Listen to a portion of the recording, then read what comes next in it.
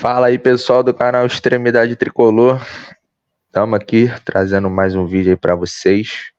Está com a participação aí hoje do Gabriel Pizza, né? A gente vai fazer um vídeo hoje meio diferente, uma minissérie aí que vai pro ar para vocês. O vídeo de hoje vai ser a virada de mesa aí que ocorreu em 2013, né? Então, se você gostou aí, já vai deixando o seu like, compartilhando e se inscrevendo no canal. A gente bateu a meta aí de 500 inscritos antes do prazo. Agora a gente quer mais 500 até dezembro. Então se inscreve aí. Tá passando também na nossa tela essas redes sociais, o Twitter, o Instagram e também o Pix. Então segue lá a gente e também, se puder, manda um Pixzinho para estar fortalecendo. E após a vinheta aí, o Gabriel vai iniciar o vídeo aí para vocês.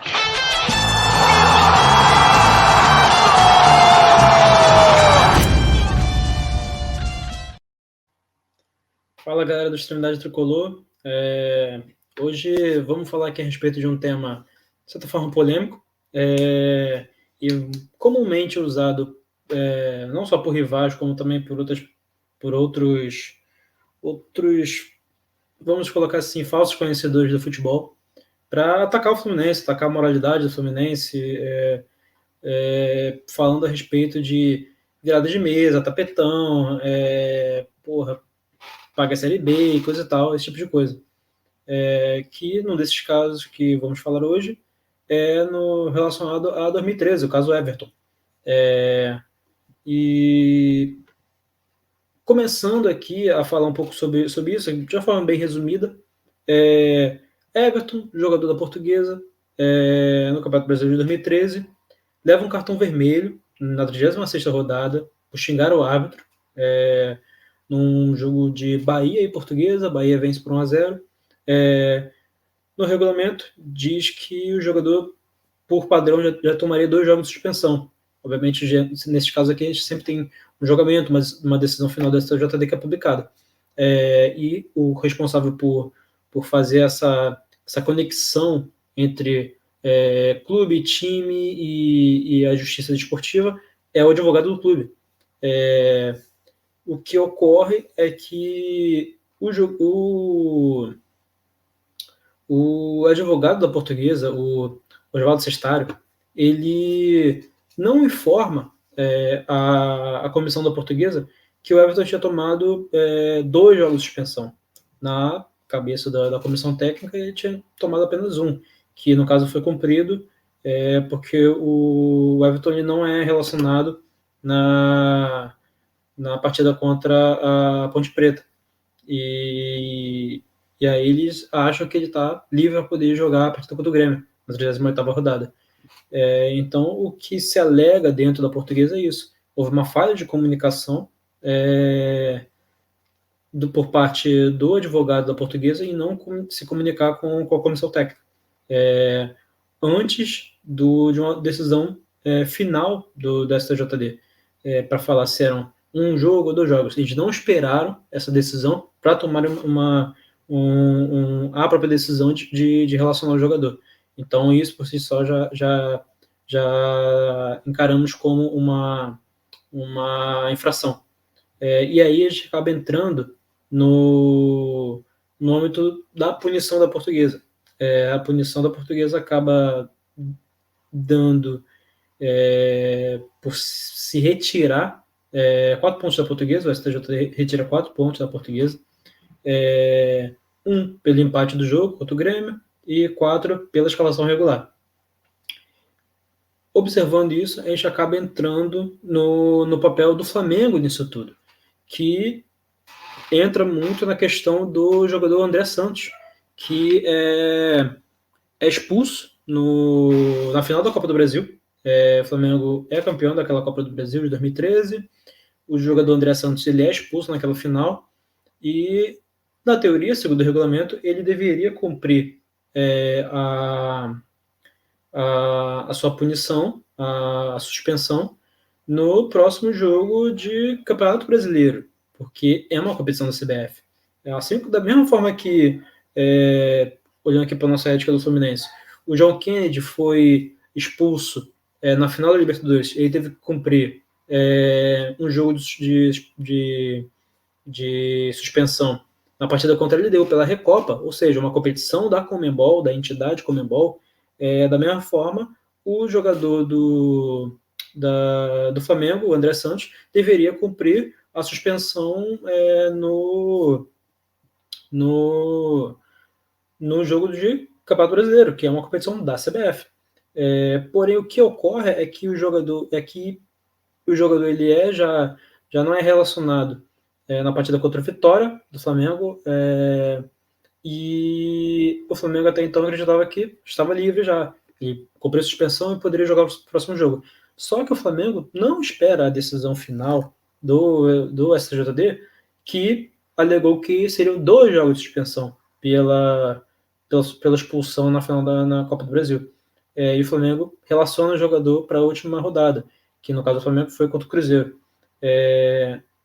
Como eu disse, ele já não tinha sido relacionado contra o Vitória na 37ª e acaba sendo relacionado na 38ª. Por conta disso, o Flamengo também foi autuado e denunciado ao STJD por essas infrações. O que ocorre é que o Flamengo perde 4 pontos também, 1 pelo empate contra o Cruzeiro e mais 3 pela escalação regular. Se você devolver os pontos à Portuguesa, quem cai teoricamente é o Flamengo naquele Campeonato Brasileiro. Se você for olhar a tabela hoje daquele brasileiro, você percebe que o Flamengo estava muito perto de um rebaixamento também. E aí que acaba entrando o campo da especulação e de suspeitas a respeito do que aconteceu no caso da Portuguesa. O Flamengo e o Cruzeiro foi num sábado às 7 horas, e a última rodada, 38ª, e a Portuguesa e Cruzeiro foi no domingo, às 5 horas. Então você percebe que o Flamengo escala um jogador regular, relaciona um jogador irregular, e no dia seguinte tem um jogo muito importante também que poderia decidir o rumo de um campeonato para a Portuguesa, que era justamente o time que estava abaixo do Flamengo. E o Flamengo já sabendo disso, o que acontece é que muito se diz que o Flamengo teria uma participação nessa falha de comunicação do advogado da Portuguesa com a comissão técnica. Talvez houve uma venda a respeito disso, porque o Flamengo já joga sabendo da decisão. Então, no caso, o Flamengo seria rebaixado. E a gente tem toda uma questão aí de que acaba jogando o Fluminense no meio.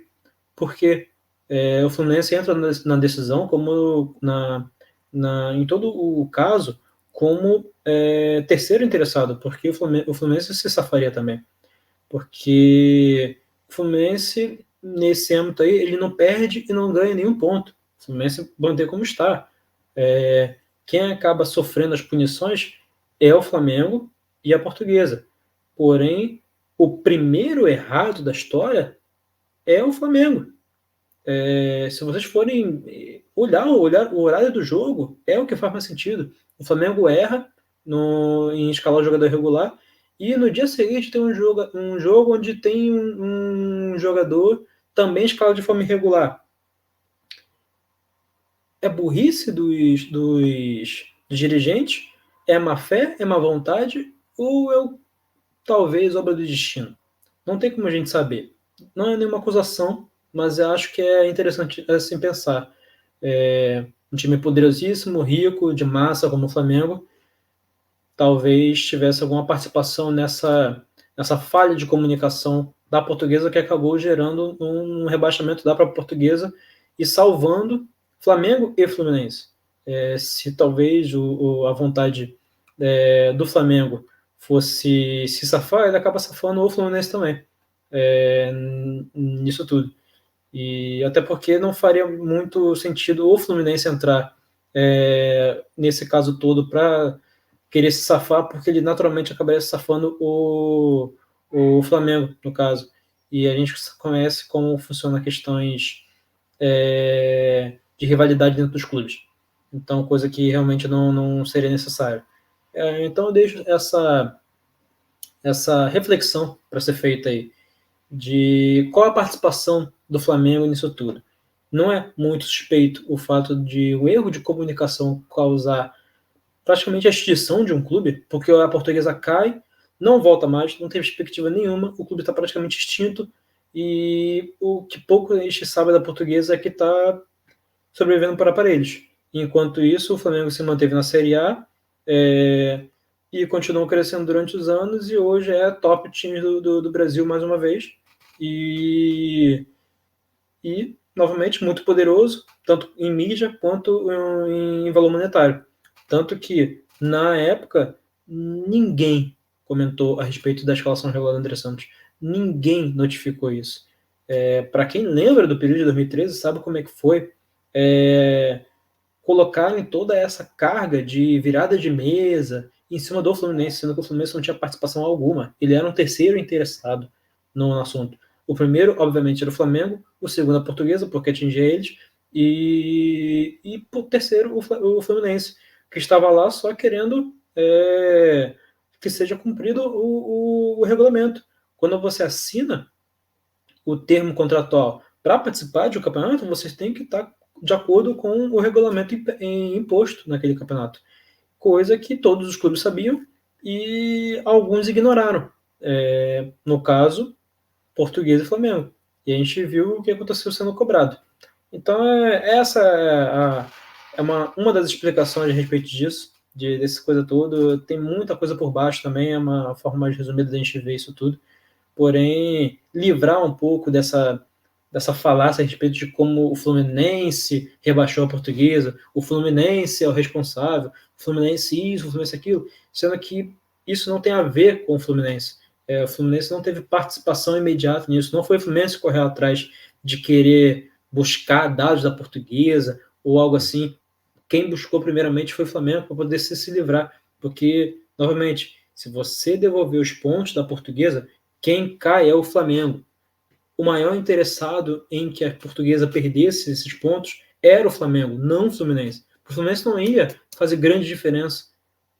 Quem queria que a Portuguesa caísse era o Flamengo. Então, vamos procurar aprender um pouco mais a respeito dessa história do clube e principalmente a respeito dessas questões de bastidores, porque no futebol brasileiro a gente sabe como é que não é de hoje que ocorrem muitas coisas a respeito disso e sempre acaba sobrando para o Fluminense, justamente porque é um clube muito odiado, vamos colocar assim. Na minha adolescência, eu percebi muito isso, que foi justamente, eu tinha 13 anos em 2013, e eu vi muito como é que esse ódio pelo Fluminense era, tanto da mídia, empurrando muito em cima dessa questão de que o Fluminense era o responsável pela queda da Portuguesa, como também de não tocarem no assunto do Flamengo, não tocarem no assunto de que foi o Flamengo que moveu a ação. Então, é questão de raciocínio mesmo, a gente parar, analisar e perceber que o Fluminense só pode contar com a gente, torcedores, com a gente, mídia independente, com a gente, canais independentes, porque se depender da mídia tradicional ou então de qualquer outro veículo, a gente sabe que o Fluminense vai ser sempre vilão. Então essa é a minha participação aqui. Obrigado pela oportunidade, pelo espaço e é nóis. Então é isso aí, pessoal. A gente vai ficar por aqui. Espero que vocês tenham gostado aí do vídeo do Gabriel. Se você gostou, já vai deixando aí seu like. E também, se for possível, aí deixa um comentário, também deixando a sua opinião sobre esse caso aí. A gente vai ficar por aqui. E saudações tricolores. Valeu!